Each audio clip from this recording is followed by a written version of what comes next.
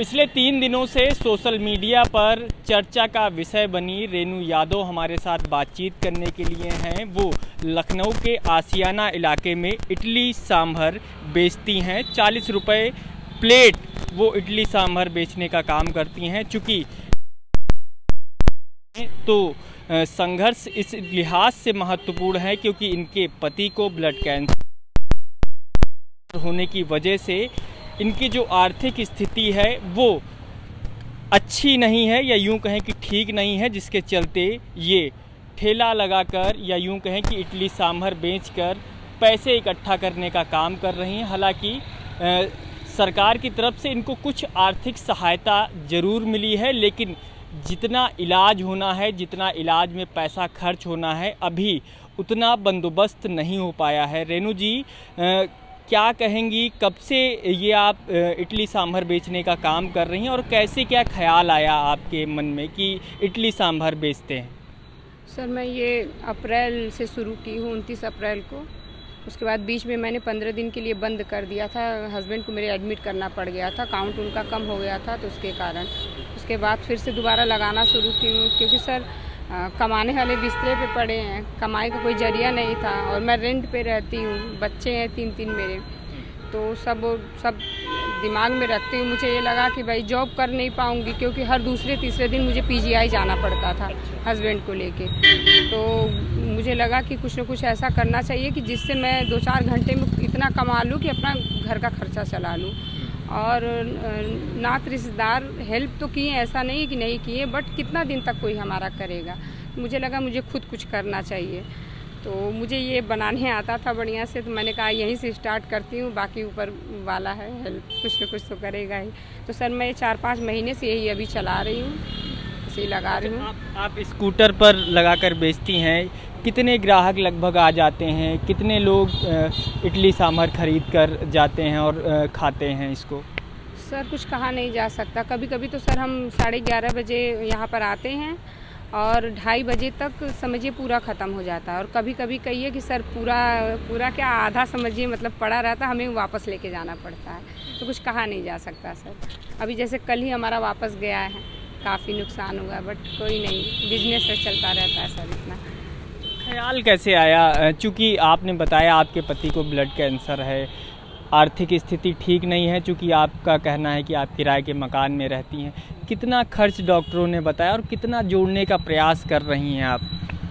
Sir डॉक्टरों के हिसाब से तो 20-25 लाख होना चाहिए, बट सर क्योंकि मैं जब उनको एडमिट कराने गई थी तो उस समय डॉक्टरों ने बोला था कि 1 से 1.5 लाख रुपया आपका खर्च होगा। लेकिन सर जब एडमिट करा दी, उनका इलाज चलने लगा, तो मेरा 5 लाख रुपया लगा। तो सर मैं उसको देखते हुए मुझे लग रहा उन्होंने 20-25 बोला है, बट वो उससे ज़्यादा लगना है, तो मैं 30 से 35 मान के चल रही हूँ। क्योंकि सर मैं इसी इलाज में सब कुछ अपना खो दी हूँ।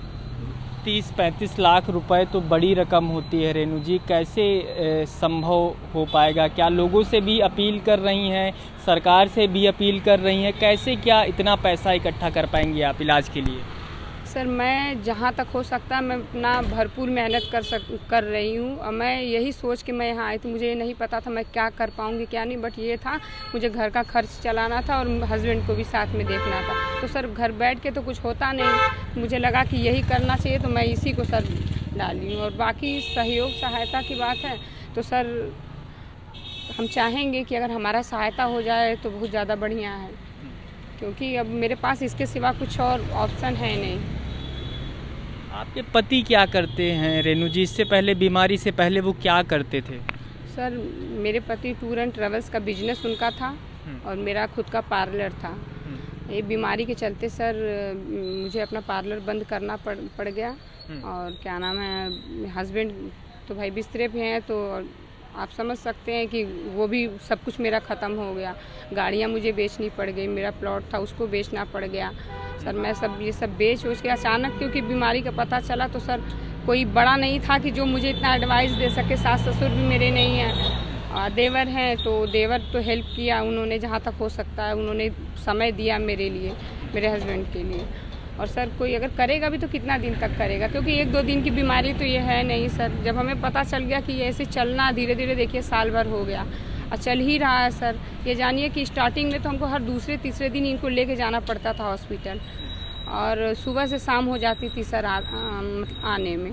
और अब जो है अब हमको 1 हफ्ते 1.5 हफ्ते बाद बुलाया जाता। अभी आज भी जाना था, बट सर उनकी तबीयत ख़राब हो गई है थोड़ा सा, यही सब कुछ ऐसा चीज़ें सुन लिए हैं तो कहीं मेरी हिम्मत नहीं पड़ रही है, तो सर नहीं गए। अब हम लोग मजबूरी में हाँ हमको आना पड़ा, क्योंकि हम अपना सामान बना चुके थे सर। रेणु जी, सोशल मीडिया पर लोग आपकी सराहना कर रहे हैं, आपके जज्बे को सलाम कर रहे हैं, क्या कुछ अपील करेंगी लोगों से? कैसे क्या और आपकी मदद हो सके, कैसे क्या पैसा इकट्ठा हो सके जिससे आपके पति का बेहतर इलाज हो सके, उसको लेकर क्या कुछ अपील करेंगी लोगों से? सर मैं तो सबसे पहले ये कहना चाहूँगी, मैं मेरी तरह जो भी है, भगवान न करे किसी के ऊपर ऐसा वो आए, बट कोई भी लेडीज़ हो, कोई भी लड़की हो, कोई भी, अगर इस टाइप का इस प्रकार का कोई भी संकट आ रहा है तो हिम्मत नहीं हारनी चाहिए सर। और जो है कुछ न कुछ करते रहना चाहिए, घर बैठना नहीं चाहिए। बीच में सर हम भी हिम्मत हार गए थे, लेकिन ये हुआ कि नहीं, हम नहीं करेंगे तो हमारा करेगा कौन। और रही बात सर हेल्प की, तो आप लोग समझ सकते हैं, आप हैं कि अकेले मैं जो कर रही हूँ इससे सर मैं इतना नहीं जुटा पाऊँगी कि मैं अपने हस्बैंड का पूरा इलाज करवा पाऊँ। तो सर आशा तो बंधी है कि अगर हो जाए तो कहीं ना कहीं से तो सही है, और बाकी सर मैं तो अपना पूरा फुल मेहनत कर रही हूँ। किससे आशा और उम्मीद है आपको, कौन मदद करे आपकी? सर भारत में है, भारत तो सरकार से हम चाहेंगे कि सरकार हमारी मदद करे सर।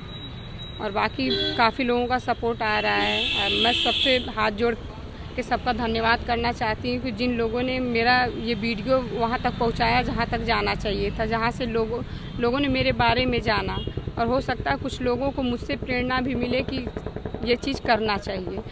सर मेरी कहानी तो अर्श से फर्श पे आने वाली है, मैं कहाँ थी और कहाँ से कहाँ आई हूँ, बट कोई नहीं, जब ठोकर लगता है तो आदमी संभलता है, कोई भी हो, लेडीज़ हो जेंट्स हो कोई भी हो। तो सर कुछ मेरे साथ ऐसा ही हुआ है, लेकिन ये है कि मेरे हस्बैंड बस सही रहे सर, मैं उन्हीं के लिए सब कुछ कर रही हूँ। और मेरे 3 बच्चे हैं सर, उनको भी पालना है, पढ़ाना लिखाना है, सब कुछ करना है। इस काम से कितना रेणु जी एक दिन में आप कमा लेती? सर इस काम से जितना सर माल बना के ले आते हैं उतना हम कमा लेते हैं सर। जैसे कभी हुआ हम आधा ही ले आए, अब जानिए कि 40 पीस हम ले आते हैं, अब 40 पीस में कभी मन नहीं हुआ या मौसम गड़बड़ हुआ तो हम उससे कम ले आते हैं, या कभी 50-60 भी हो जाता है। तो सर यही इसमें जितना आता है हम उतना ही लेके आते हैं, इससे ज़्यादा सर हम कोशिश करके भी नहीं ला पाते, क्योंकि हम 10 किलोमीटर दूर से आते हैं, इसी स्कूटी पे ही लेके हमको आना पड़ता है सर। तो बहुत रिस्की होता है, सब जलता हुआ होता है, गर्म होता है, उतना दूर से यहाँ तक लाना, रास्ता बहुत ख़राब है, आने जाने में सर दिक्कत होता है हमको भी। आप ये मानती हैं कि जब तक सरकार या लोग मदद आपकी नहीं करेंगे तब तक संभव नहीं है इलाज हो पाना, क्योंकि इतना आप अर्निंग नहीं कर पाती हैं जिससे कि 30-35 लाख रुपए इकट्ठा हो पाए? हाँ सर, मेन बात तो यही है सर। और रही बात सर, मैं ये सोच के ये सब करना नहीं स्टार्ट की, क्योंकि मैं 4-5 महीने पहले की हूँ, लेकिन अब ये है कि अब जब ये चर्चा का विषय बन ही गया तो भाई मैं चाहूँगी कि एक उम्मीद जगी है, अगर ये उम्मीद पूरी हो जाए तो मेरी भी ये इच्छा है कि सर मैं अपने हस्बैंड का इलाज करवा सकूं और ठीक ठाक उनको रख सकूं, तो ये सर पूरा हो जाएगा।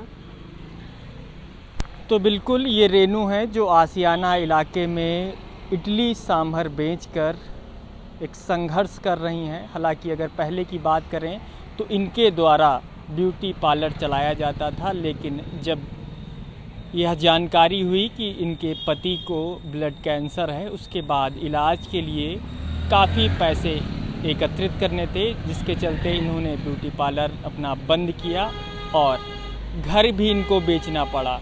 फ़िलहाल ये किराए के मकान में रहती हैं और लोगों से और ख़ासकर सरकार से इनकी यही अपील है कि इनकी यथासंभव मदद की जाए, जिससे कि इनके पति का इलाज हो सके। लखनऊ से नवभारत टाइम्स ऑनलाइन के लिए संदीप तिवारी।